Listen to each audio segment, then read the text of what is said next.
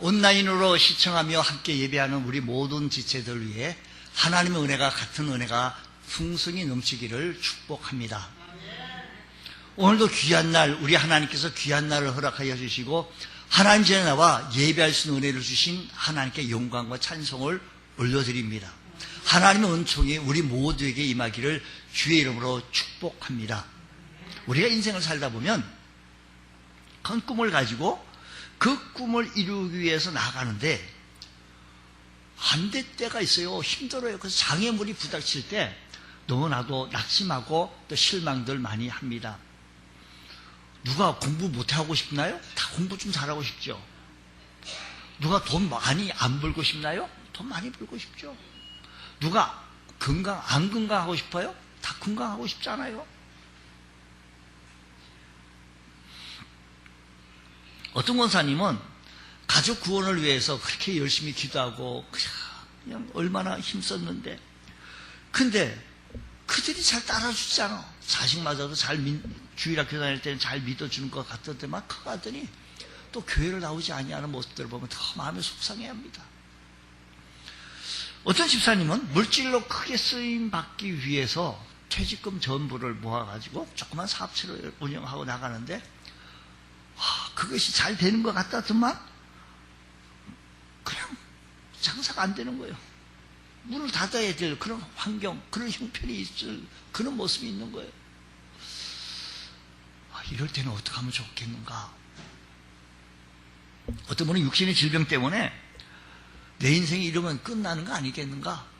라고 낙심하게 되어집니다. 어떤 분은 사람과의 사람 관계 속에서 잘해보려고 그렇게 노력을 하는데도 불구하고 이 관계가 좀 흐트러지는 모습들을 바라보면서 우리는 어떻게 하면 우리 인생살이에서 성공적인 삶을 살아나갈 수 있을 것인가라는 겁니다.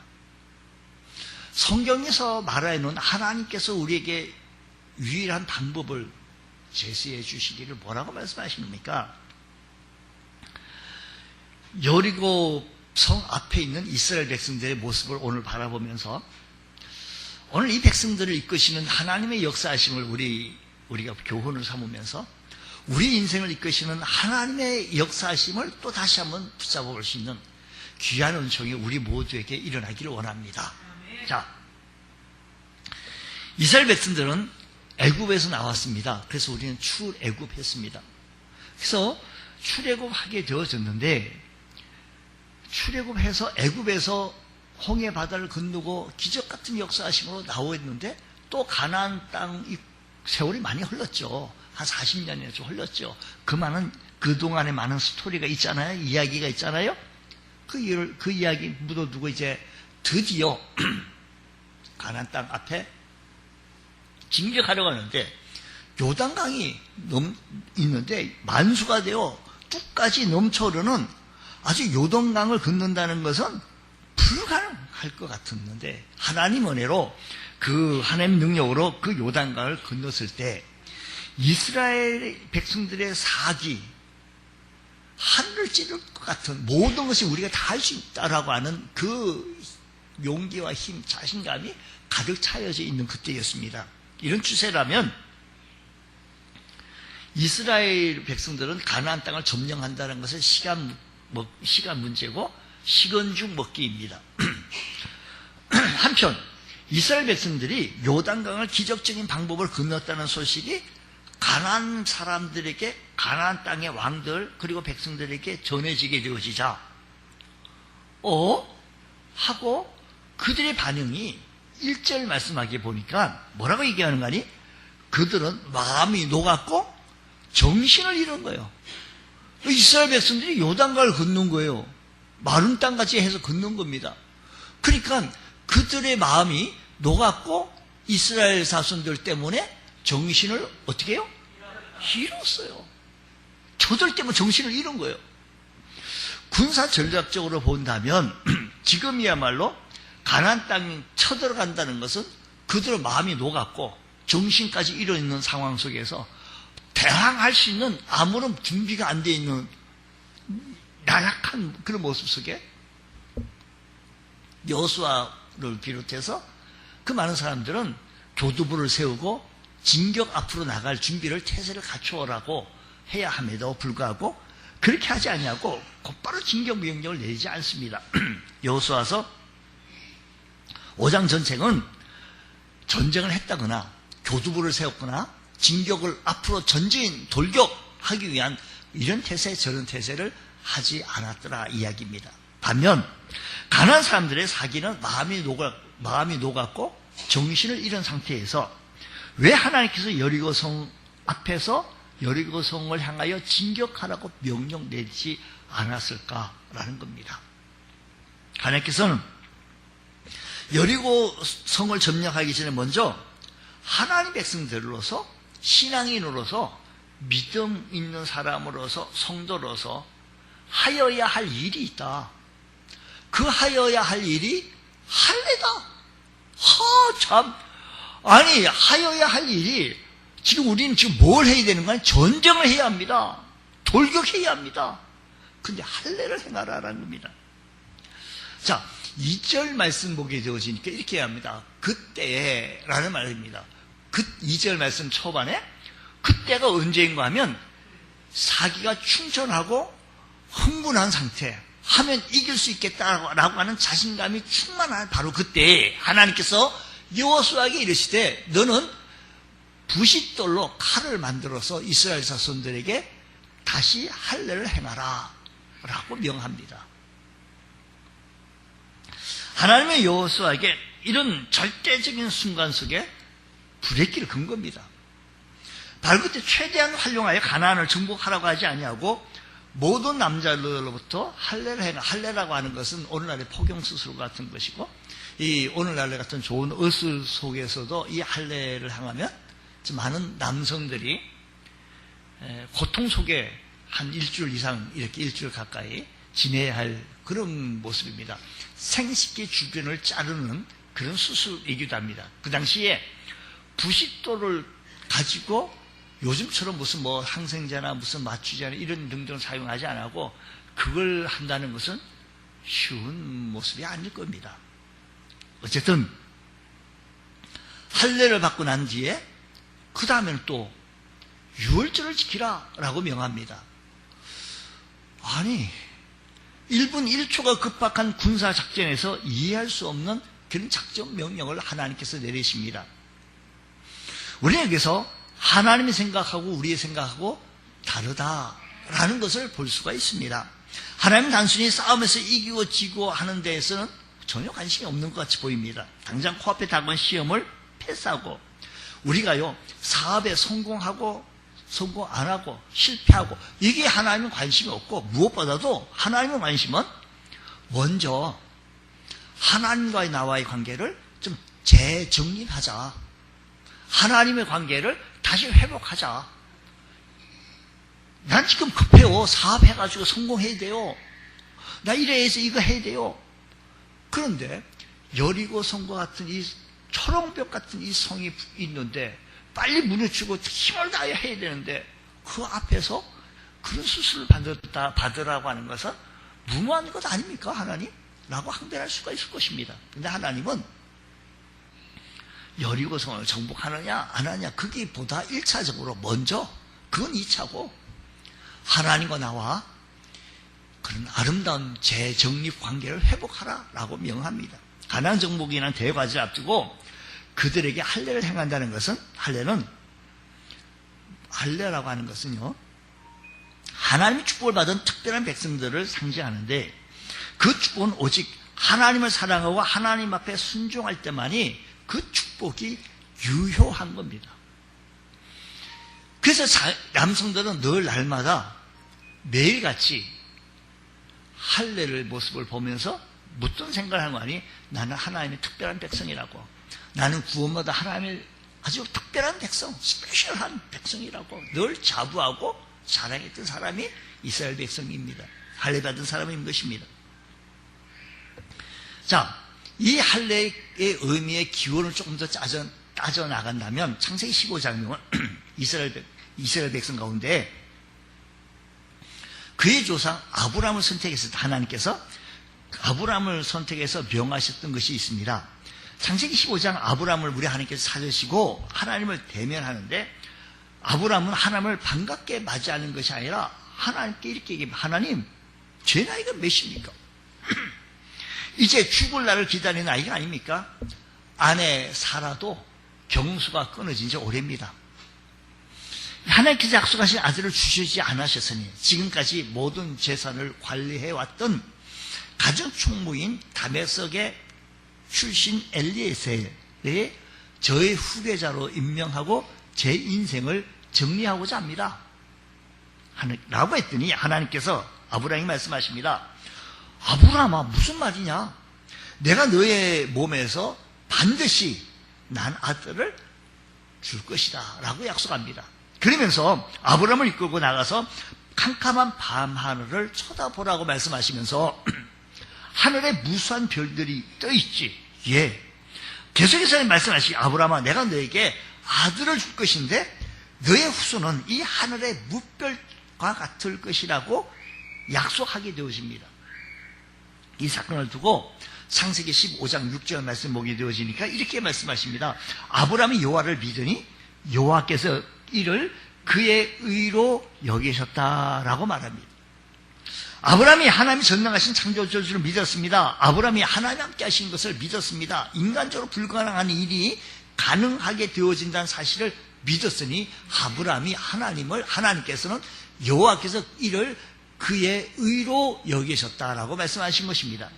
하나님이 아들을 주신다고 약속하시니 반드시 주실 것이야. 이건 불가능한 뜻은 아니야. 하나님은 하실 수 있을 것이야. 이러한 아브라함 믿음 보시고 창세기 17장에 가가지고는 할례를 행할 것을 명하셨습니다. 할례는 아브라함의 믿음으로 하나님의 백성이 된 것을 인치는 징표로서 아브라함에게 언약 백성이라는 것을 말씀해 주십니다. 이 땅에 수많은 종족과 수많은 백성들이 존재해 왔습니다. 그 중에서 유일하게 하나님의 선택을 받고 하나님께서 구별하신 그 백성의 표로 할례를 행하시게 되어진 겁니다. 그런데도 불행히 이스라엘이 하나님께 불순종함으로 특별한 백성, 아주 선택된 백성으로 늘 자부하고 살아나갔던 그들이 불평하고 원망하고 나중에는 모세까지 죽이려고 합니다. 가나안 정탐하기 전에 그들이 뭘 하게 되어진 거 아니? 각 지파에서 한 명씩 12명을 선발해서 가나안 땅이 어떤지 살펴보라고 합니다. 근데 결과가 10대 2로 나눠졌습니다.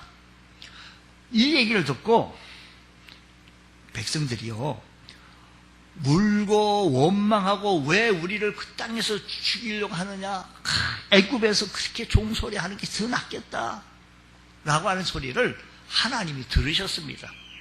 그러면 우리가 불평하는 소리를 하나님이 들으신다라는 사실을 기억해야 하겠다라는 것입니다. 그래서 바로 들어갈 수 있는 그때에 하나님께서는 그러면 그때 할례를 행했던 행함이 중단됐습니다. 자, 그래서 한 40년이 흘렀습니다. 1세대 사람들은 그 시대에 광야에서 다 죽고 2세대 사람들이 그 멈췄는데 모두 다 할례를 받지 않은 상황이 있습니다. 이런 상황 속에서 하나님께서는 하나님 관계를 회복해야만이 그게 사업의 성공이고 건강이고 뭘 간에 우리가 추구하는 것 이게 이전에 먼저 하나님과 관계를 다시 회복하자라는 것입니다. 오늘 여러분 우리 모두가 우리들의 환경이 이렇게 어렵고 힘들지만 우리의 신앙은 하나님과의 바른 관계를 통해서 믿음이 아름답게 회복되어질 수 있는 귀한 은총의 은혜가 있기를 축복합니다. 자, 우리 하나님의 관계를 회복한다는 것은 하나님 백성으로 정체의식을, 하나님 백성이다, 나는 하나님의 특별한 사람이다, 나는 구원받은 사람이다, 나는 하나님의 백성이라고 하는 이 의식 속에 살아나가는 것을 의미한다 이 말입니다. 우리 그리스도인이라는 것은 그리스도인이라고 하는 정체의식이 우리 모두에게 다 필요합니다. 우리 믿지 않는 사람들 앞에서 그리스도임을 드러낸다는 것은 어떤 때는 불편할 때가 있습니다. 세상에서 철저히 자신의 신앙을 숨기는 007 신자처럼 FBI 신자처럼 비밀 크리스찬이 많습니다. 믿음의 선배는 목숨 걸고 신앙을 지켜왔습니다. 이 땅에 복음의 씨앗을 뿌리면서 순교하기까지 하면서 복음을 사수했던 모습을 바라봅니다. 오늘 시대 상황, 이 시대에 상황에 따라 필요와 편리에 따라서 우리의 신앙이 요동치는 것이 아니라 주님 뜨겁게 사랑하고 변함없이 우리 구주 예수 그리스도를 뜨겁게 사랑할 수 있는 귀한 우리 주의 성도들 되시기를 축복합니다. 여리고 성을 앞둔 이 중요한 시점에서 온 백성, 남성들 할례를 시작한다는 것은 이 사건을 통해서 이제부터 전적으로 우리 힘으로 빨리 해야 됩니다. 우리 힘으로 이 사기로 이 능력으로 이게 아니었고 이제부터는 전적으로 하나님만 의지하라. 하나님을 의지하라. 이 세상에 이리가 들끓는 이 세상 속에서 양 같은 성도들이 의지할 분은 오직 하나님이시다. 이 사실을 믿으시기 바랍니다. 이 험악한 세상 속에서 의지할 분, 믿을 분은 오직 하나님이 있어서 그 하나님을 신뢰하고 그 하나님을 붙잡을 수 있는 우리 주의 성도들 되시기를 축복합니다. 또한 육신의 생각을 버리고 믿음으로 행하자라는 겁니다. 가난 적진에도 불구하고 할례를 행하는 두 번째 의미는 육적인 생각과 수단을 방법 모두 버리고 전적으로 하나님을 신뢰하겠다는 믿음으로 행한다는 겁니다. 여기 말씀 9절 말씀 보게 되었으니까 이런 말씀이 있습니다. 여호와께서 여호수아에게 이르시되 내가 오늘 애굽의 수치를 너희에게서 떠나가게 하셨다 하셨으므로 그리고 그곳 이름을 오늘까지 길갈이라. 길갈은 굴러간다. 높은 산에서 뭐가 굴러가는 것이 굴러간다. 뭐가?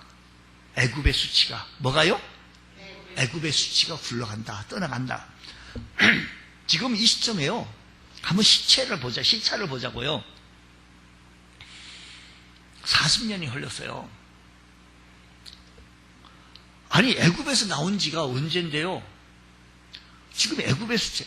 근데요. 나쁜 습관도 계속 하다 보면 이것이 고치기가 어렵고 힘든 것처럼 40년 동안 있어도 우리 하나님 보실 때 못 고치는 거예요. 40년이 흘렀는데 안 되겠다. 이제는 애굽의 할례를 행하고 나니까 애굽의 수치가 굴러갔다. 이 말은 할례는 바로 이겁니다.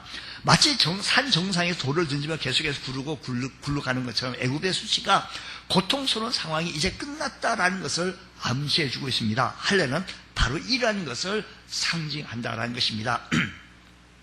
여러분, 하나님의 백성임에도 불구하고 애굽의 우상 숭배했던 것, 노예 생활의 굴레 속에서 벗어날 수 없는 그런 상황. 나와 애굽에서 분명히 출애굽했는데도 불구하고 하던 버릇, 하던 습관 그대로 아직 있어요. 그걸 끊지 못하는 겁니다. 예수 믿고 구원받고 하나님의 자녀가 되었는데도 불구하고 아직까지 세상에 붙잡혀서 끊지 못하는 모든 부분들이 40년이 흘렀어요. 그래서 할례를 행하라는 거예요. 하나님 나 급한데요. 아니야. 하나님 방법대로 해. 하나님께서 오늘 또 그렇게 말씀하십니다. 이런 환경 속에서도 하나님만 신뢰하고 우리의 육신의 수단과 방법이 아니라 하나님의 방법을 선택하라. 그러면 애굽의 수치가 굴러간다. 문제는 지금 여호수아 장관이 이스라엘 백성을 이끌고 가는 상황 자체가 말씀드린 대로 급박한 상황이고 지금 전시 상황입니다. 이렇게 할례를 행하게 되어진 남성들은 한 일주일에서 열흘 정도는 누워 있어야 될 상황이고 몸이 아파가지고 이 지금 전시 상황 속에 이러한 예가 창세기에서 있게 되었습니다. 야곱의 딸 디나가 히족속 하몰의 아들 세겜이라고 하는 이 추장에서 성폭행을 당하게 되어지죠. 그때 우리는 할례 받은 백성들하고 혼인하지 않는다, 통혼할 수 없다라고 거절하니 그들이 그러면 기꺼이 우리도 할례를 받겠다 라고 할례를 행합니다. 그래서 가장 아파할 3일쯤 레위 그리고 시므온이 각기 칼을 가지고 그 성을 기습하여 모든 3일 되었을 때 모든 남성들이 아파서 몸져 누워 있었을 때 칼을 들고 들어가 가지고 다 죽입니다. 그리고 디나를 찾아옵니다. 이와 같이 중요한 전투를 앞두고 이런 상황에서 할례를 행하라고 하는 것은 하나님의 명령, 이 명령에 순종한다는 것은 쉽지 않습니다. 여러분, 우리들의 형편 속에서 하나님 말씀대로 순종한다는 것은 알긴 아는데 이거 어려운 건데요. 힘든 건데요. 인간의 수단과 방법을 자꾸 내세우죠. 할례를 행한다는 것은 적의 침입으로 들어오게 되어지만 아무런 대항도 없이 속출묵색입니다. 여러분 먼저 여기서 기억해야 할 것은 가나안 백성들이 마음이 녹았고 정신인 줄을 흔들어 놓을 수 있는 것은 누가 그렇게 했겠습니까? 이스라엘 백성들이요, 천만의 말씀이에요. 하나님이 그들의 마음을 그렇게 하셨다라고 한다면 그들은 하나님 방법을 의지해야 함에도 불구하고 우리는 애굽의 수치가 굴러가지 못해서 예수 믿고 구원받고 하나님의 자녀가 되어져서 어느 정도의 시간이 지났는데 불구하고 아직까지 애굽의 그 나쁜 습관들, 그 모든 모습들을 끊지 못하는 모습들을 보게 되어진다는 것입니다. 우리가 민수기에 보게 되어지면 12명의 정탐꾼이 들어갔다고 그랬잖아요. 그 중에 정탐꾼들이 얘기하는 모습들을 보니까 그들은 거인이고 힘도 세고 무슨 정의 병이들인데 우리는 거기에 보면 메뚜기밖에 안 된다. 숫자가 압도적으로 많다. 게임이 안 된다. 이런 상황 속에 있습니다. 사실은 잘 본 거죠. 그들은 거구였고 거인이었습니다. 정의 병들이 많았습니다. 이렇게 두려워하는 가운 속에 있는데 이스라엘 백성이 두려워하고 있는데 요단강을 믿고 들어갔더니 저들이 오히려 마음이 녹았고 정신줄을 놓게 되어 있었는데 이거 누가 그랬겠습니까? 하나님이 하셨다는 겁니다. 일점 우리가 이런 상식을 통해서 우리의 강함은 하나님이 함께 해주심으로 여리고성을 요단강을 건널 수 있었던 거 아니겠습니까? 저들이 무슨 재주로 건넜겠습니까? 그렇다고 한다면요, 반대로 우리의 강함은 하나님이 함께 있어야만이 가능하다라는 겁니다. 교회가 강한다는 것은 하나님이 함께하는 교회는 강합니다. 우리의 삶이 강해질 수 있는 비결은 하나님이 함께할 때입니다. 어린이가요, 자기 아버지랑 같이 이렇게 어디 골목길 지내더라도 강해집니다. 왜? 아버지를 믿기 때문에. 우리 하나님, 우리 인생길에서요, 우리 인생길에서 하나님의 함께 하심을 믿고 신뢰하고 그분과 함께 한다면 우리는 강한 주의 백성이 되어진 줄 믿으시기 바랍니다. 지금 요단강을 건너게 되어진 백성들은 하나님이 함께 하셨던 모습을 저들이 보고, 저 가나안 땅에 있는 백성들이 이스라엘 백성들 저 뭐 조그마한 사람 이거 뭐 깜보기 쉬웠는데도 불구하고 하나님 때문에 두려워하고 마음이 녹았고 정신이 잃었다라는 것입니다. 하나님이 함께 하시면 그렇다면 아무것도 아니구나. 하나님이 함께 하지 않으면 별거 아니구나. 근데 우리는 간혹 어떤 목표를 이루기 위해서 수단과 방법과 육의 옷을 겹겹이 치장합니다. 욕망과 위선과 술수 갖가지 인간적인 노력을 말합니다. 그러나 올바른 방법이 아닙니다. 하나님께 맡기고 우리의 육적인 소욕을 제어하고 하나님 방법 때문에 순종하게 하여 주옵소서. 하나님 은혜가 임하게 하여 주옵소서. 하나님이 명하셨으니 하는 겁니다. 하나님 기도하라고 했으니 기도하는 거고, 사랑하라고 했으니 사랑하고, 우리가 주일 성수 지키는 것도 하나님이 하라고 했으니, 우리 육신의 방법으로는요 안 되잖아요. 우리가 열에 하나도 쉽지 않습니다. 10개도 부족해야 하나님 부족하지요. 하나님 모르시겠어요? 하나님께서는 말씀하시기를 열에 하나는 내 것이라고 명하시는입니다. 그러면 물질에 시험 당하지 않게 하시고 풍성한 열매로 채워주시겠다고 약속하셨으니 그 약속을 붙들 수 있는 귀한 은혜가 있기를 축복합니다. 그들이 가나안 땅, 가나안 정복을 앞두고 적진에서 할례를 행한다는 것은 신앙 정체의식을 갖자라는 겁니다. 아, 나는 하나님의 백성이구나. 이 할례가요, 하나님의 백성, 이 하나님의 백성이구나. 신앙인의 정체의식, 그들이 하나인 것을 하나님 앞에서 확인할 수가 있었던 겁니다. 이것이야말로 가장 확실한 전쟁 준비였는데, 철병거보다 군대보다 더 유력한 것은 전쟁에 승리할 수 있는 결정적인 요인은 과연 무엇일까? 이것은 신앙인의 정체의식, 나는 하나님 백성이라고, 나는 주의 거룩한 백성이라는 것을 확신할 수 있는 우리 주의 성도 되어지기 원합니다. 자, 보십시오. 이 할례가 신약에 와서는 침례의 의미로 바뀝니다. 그것이 골로새서 2장 11절 12절의 말씀이 있는데, 우리가 하나님의 친백성이 하나님의 언약 백성이 되어졌던 공개 의사표시입니다. 내가 구원받았습니다. 하나님의 자녀가 되었습니다. 공개 표시가 침례 사건이라고 골로새서 2장 1절, 11절, 12절에 말씀합니다. 또한 우리가 침례를 받는다는 것은 우리의 모든 죄가 사함받고 영생 얻게 되어졌다는 사실을 만천하에 공포하는 겁니다. 하나님의 백성이라는 것을 표합니다. 11절 말씀 띄워주네요. 그 안에서 함께 하시기 때문에 그 안에서 그리스도와 함께함이라고 말씀하십니다. 또 12절 너희가 뭐라고 해요? 침례로 그리스도와 함께 여기서 12절에 가장 중요한 것은 장사되고 일으키신 하나님의 뭐예요? 역사를 믿음으로. 여기 보세요.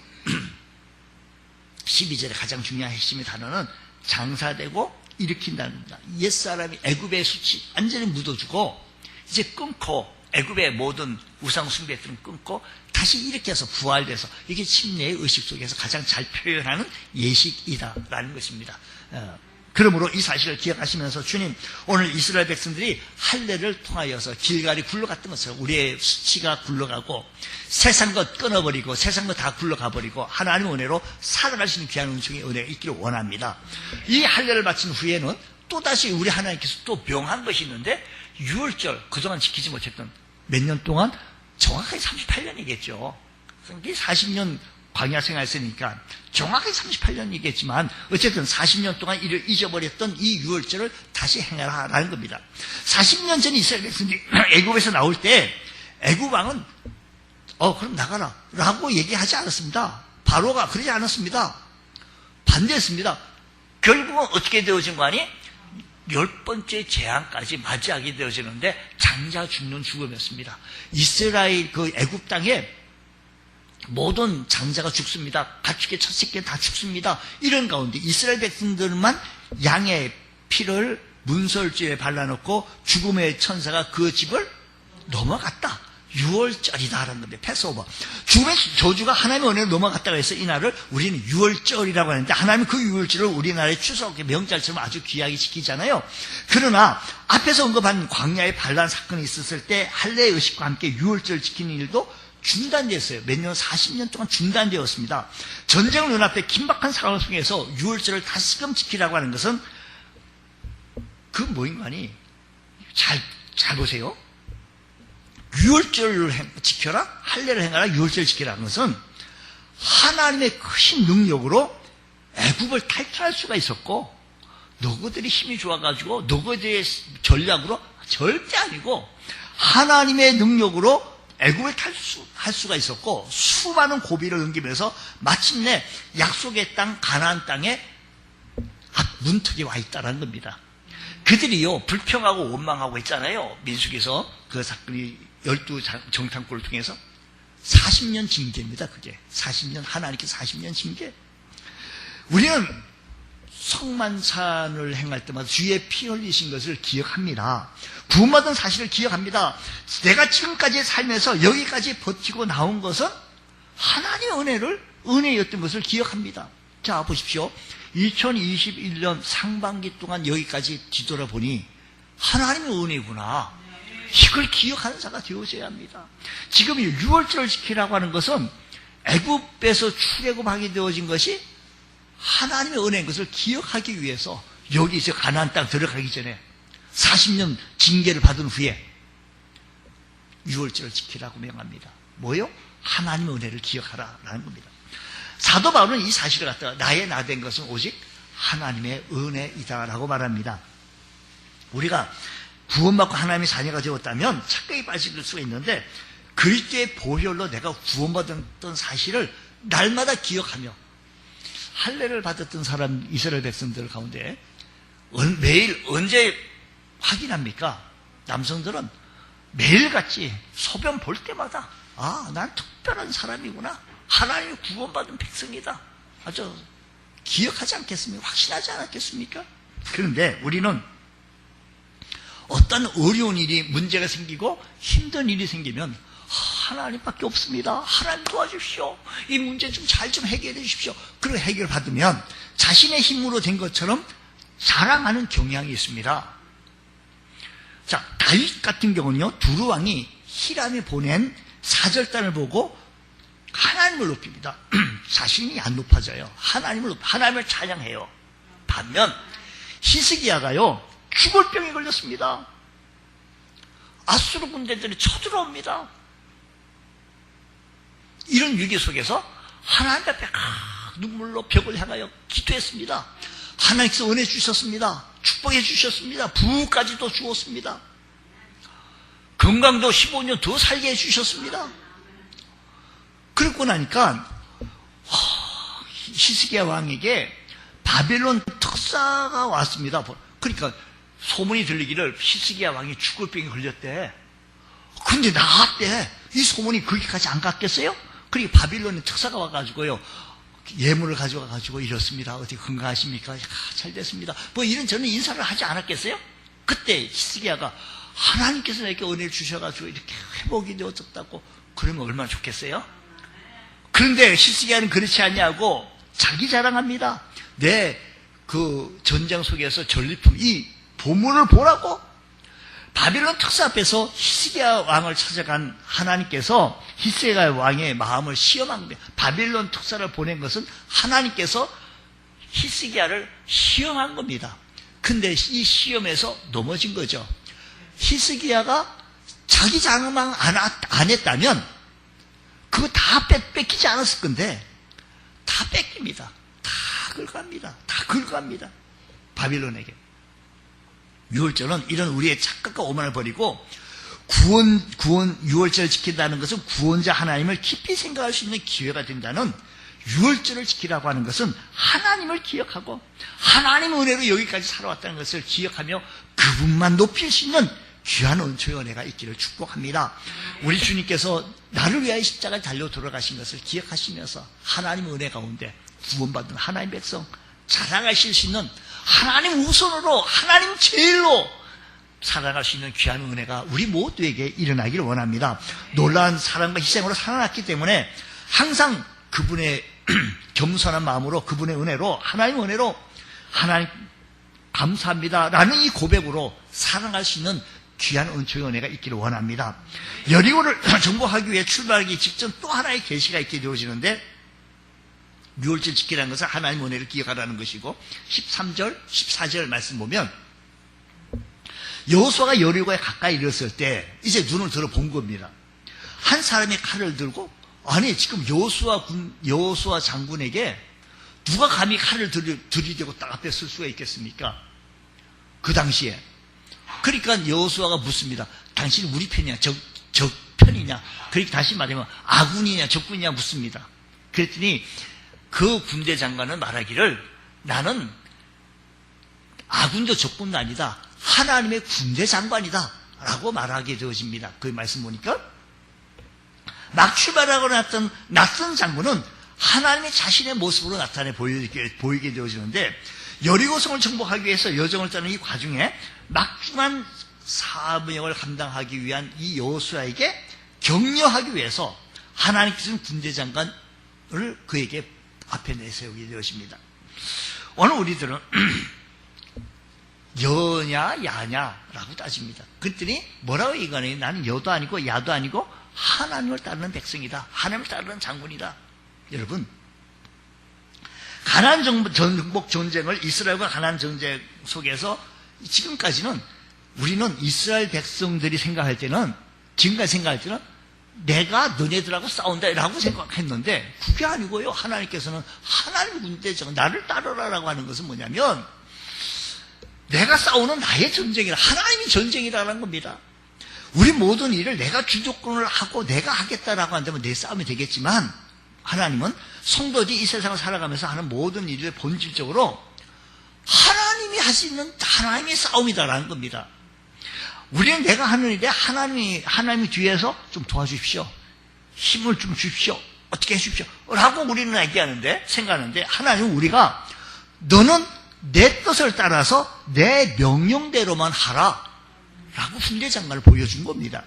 오늘 여러분 우리의 정체를 분명히 하고 그분의 은혜를 잊지 말고 그분의 은혜를 기억하며 그분을 따라 우리의 전쟁은 혈과 육의 전쟁이 아니라 하나님이 대신 싸워주시는 그 싸움에서 승리할 수 있는 귀한 은혜가 일어나기 원합니다. 오늘 이 전쟁을 앞두고 할례를 행하라, 유월절을 지켜라 라고 명령하시면서, 그리고 군대 장관 앞에 서면서 나를 따르라고 하는 주의 명령에 순종하며 하나님의 은혜로 살아갈 수 있는 복된 성도 되어지시기를 주의 이름으로 축원합니다. 할렐루야. 기도하겠습니다. 하나님 아버지 감사합니다. 저희들에게 큰 은혜 베풀어 주셔서 이런 어렵고 힘든 여정 속에서도 하나님만 나타내 보여지게 부족함이 없는 귀한 삶 되어지게 하여 주옵시며, 하나님의 은혜로 하나님 붙들고 살아갈 수 있는 저희들 되어지게 하여 주옵소서. 특별히 이 코로나 시대에 우리 주의 성도들 건강으로 지켜주옵시고, 하나님 오른팔로 붙잡아 주셔서 날마다 삶에 하나님 함께하여 주시옵소서. 믿사하며 예수님 이름으로 기도드리옵나이다. 아멘.